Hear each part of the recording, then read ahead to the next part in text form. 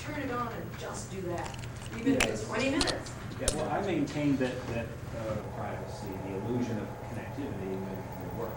And that, in fact, very often I find that I leave certain projects for 3 weeks or 4 weeks, and then it will take me 3 or 4 days to get back into it. But if what my environment does is support me picking up exactly where I left off, including the ambience of the environment, how the room was created, all the different levels of the project, allow me to follow individual tracks and separate them out to try and reconstruct where I was and where I want to go from there. So the portable creator. Exactly. And the context here is the creation of an artist's studio, but in fact, I think it's a personalized environment that you carry with you. And all I'm doing essentially is externalizing what's already inside.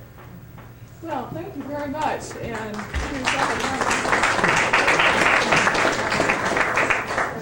now, I thought I knew what video feedback was, where you point a camera at the television and you rotate it a little bit and you get wiggle worms. But Peter has figured out how to do it with 2 screens, and he develops fractals.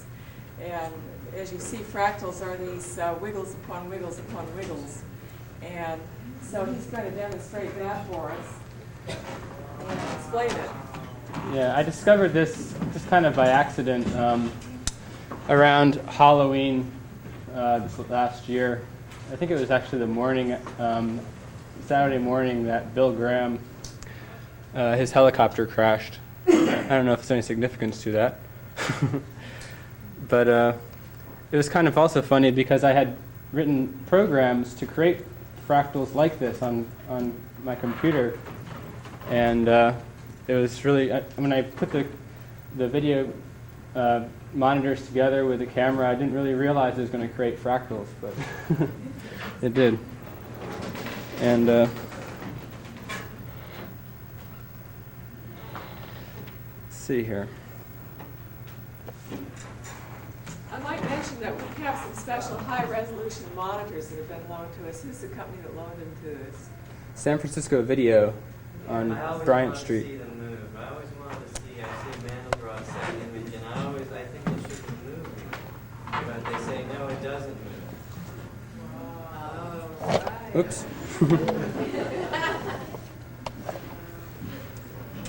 Yeah, the neat thing about this is if you calculate fractals, a lot of people see the images I've created and they think that it was created on a computer, but when you're calculating with a computer, then it might take, I don't know, my program, it took about an hour to create something kind of like these. But these, as you can see, are totally instantaneous. All right. And they're low tech. I have this is... Can you project it? Well, there's something wrong with the projector. Can everyone see all right? So explain the technology. What do you have there? Well, this is actually high 8 with high-resolution monitors to get an even more detailed image, but you can actually use any 2 TVs and any regular camcorder and a window. That's really all that there is here. What's the thing in the center between them? Okay, it's a window, and what it does is allows you to superimpose these 2 images. So the camera sees the superimposed 2 images. It's actually the image that it sees is feeding back through the monitors. Make some new ones. You say you have 2 monitors. Ooh, Peter. Yeah. And it's just The 2 reflected. monitors hooked to the same feed? Yeah, they both are looking at seeing the same thing. And I have one of them on its side. Oops, I pushed something. Freeze. Yeah, 849.42. Well, that's great. Yeah. Look at that. Hey, it's How do I get rid of that? Nightmare here. Oh, there it goes. Okay. And I'll just try to. great. Is that ordinary window glass between them? Yeah, You copyright this idea already? or- Mike over here is we're trying to work on an idea of using optical beam splitters and doing it all more optically. I don't know if I can copyright this. mean, just the comp. The only thing you're changing to change the image is the angle of the camera? Yeah, Yeah. you can also change the angle of the monitors, but these are pretty big monitors, and it's kind of hard to do. It's good though. Wow. God, it's like single window, isn't it? Yeah, I'm zooming in and out a little bit. It's an organic fractal. The window acts as a partial it's a beam lab. splitter through the reflection. Pardon me? The window acts as a partial beam splitter. Uh-oh. Yeah, and when you're seeing it, you're not It's seeing just the right angle. it's just making a double exposure, really. You're not really Come on getting- over on You're this not side. seeing it like we You are. gotta be over here. You to gotta see be off over the here glass. to get it. Yeah, it's kind of funny because the image is going right off the monitor. Peter, Yeah? if you could get a little lower. Yeah, you're in the way of half the room. Best seat going, dude. What's the root graphic on this? Is there any way to see the root graphic? What? Well, it's only the positions of the monitors. What did you photograph to get this input? Nothing. It's just what there is here. That's the random noise being. That's not nothing. It's just the combination, the feedback of the two images. Actually, there's no image on that glass? No, the image is just being reproduced. It's just the relationship of the two monitors together. I'm having a real hard time swallowing it. You know, and I feel like I'm looking at something. And you're telling me I'm not looking at something. Well, it's Trying to amplified keep away noise. from you. Yeah, that's what it is. It's, Amplified visual noise. yeah. That's clear. It's living, it's a living thing.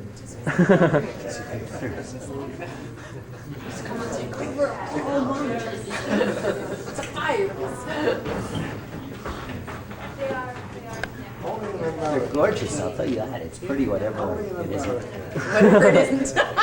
Oops. Those are And the camera is just standard. Yeah. Operating in standard mode. Huh? Yep.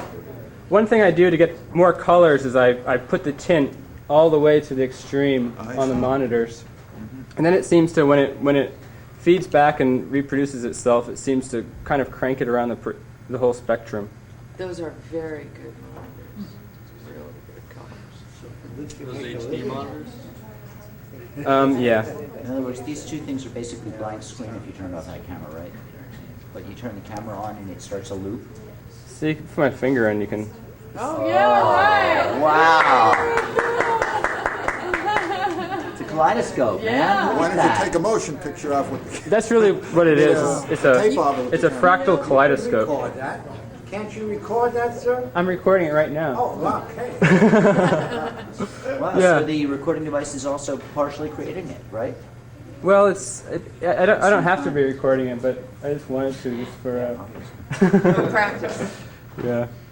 Actually, I have a bunch of prints. Unfortunately, I don't have any slides, but I recorded I recorded about an hour of this, and in a dark room, I took snapshots of the monitor.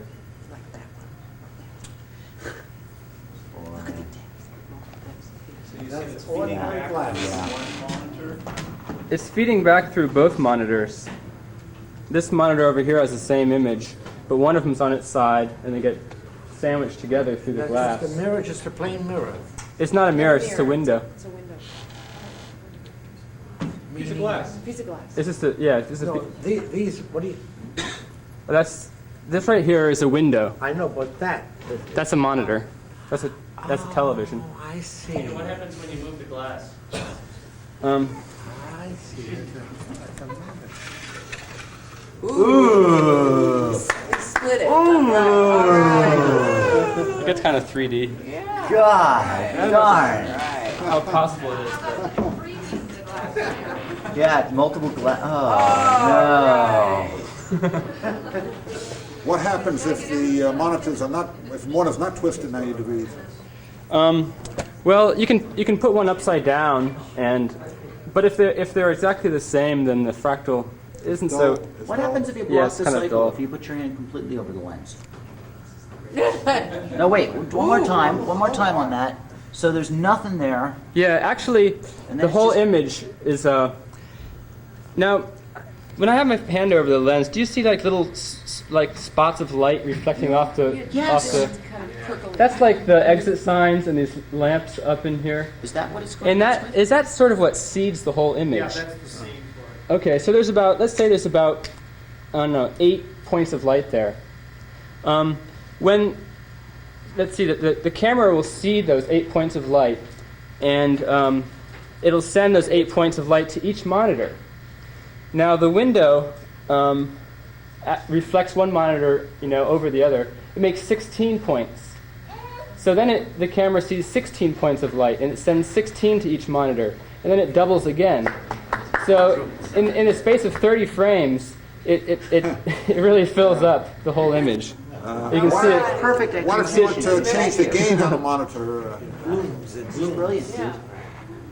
I can change the It's a aperture focus here. factor now, right? That's the Focusing? aperture. Okay. Okay. It's Yeah. like blocking just one of the screens with your hand. Well, then it's just regular feedback. Just regular, it becomes regular. Just a small area. Oops. What happened? It sort of lost the light just a minute. There. Oh, I see. Pick up something, right? Yeah, it has to. Put It your has to. finger over the little small part of it. So you can actually see the fractal being built. Yeah, it happens pretty quickly, It happens but quickly, but you can see it. you can see it sparkle into place. You see, what, It's not an instantaneous thing. It has to repeat that. so what happens if you put your finger over a small part of it? Oops. I lost it again. Oh, that's fantastic. God, what you could do with this with laser beams dedicated to create the spots and real about All right, now that's a So, Peter, what would happen if you put in another piece of glass? Get two windows. Well, you might have to add another monitor.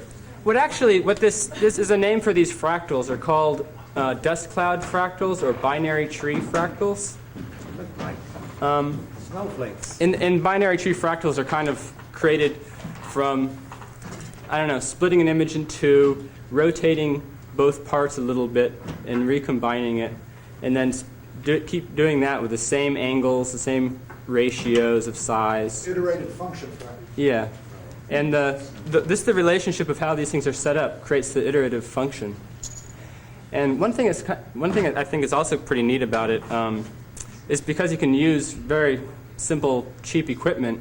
I don't know, fractals until I discovered this thing, it seemed like it takes expensive equipment, fast computers, and special programs to create them.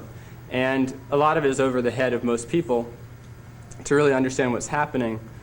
But this actually could be done in public schools across the country. I'm sure like most public schools have access to 2 TVs and a video camera. Fractals for the masses. And a window. Fractals for everyone. Yeah. Pop fractal. Yeah. Yeah. So. This is so cool, dude. Boy. And you could start off with interesting images too. Like you could almost project on one of those like a picture of a pond with a ripple effect on it. Yeah. I'm actually working on a program that will allow you to draw a little image, and then it'll, like one thing I drew is a torso of a person on it's a computer program. With the mouse you can draw a torso of a person with their arms out, and then it'll take that image and rotate it and shrink a little bit and put it on the hand of this person. So the person is holding 2 puppets of themselves. And then on the hands of the puppets, there's smaller puppets, and then on the hands of those puppets, smaller puppets, and it just branches out into a whole fractal tree. So Yeah. fractal animation. Yeah. This is cool. Look at the squares. Oops. Is it possible to draw on the screen, Peter? On Window? on what? On the glass or on the screen? Oh, I guess you could.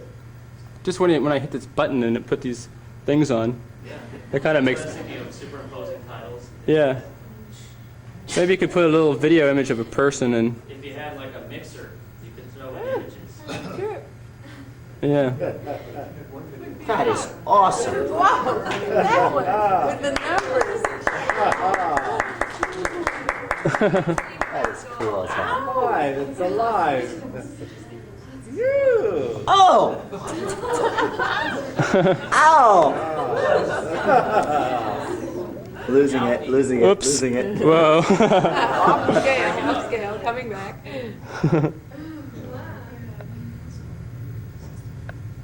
Well. There he is. Shit. So from this you make a living? No. This is what I do when I come home after making a living. Yeah. Well. All right. That's just wonderful. Thank you.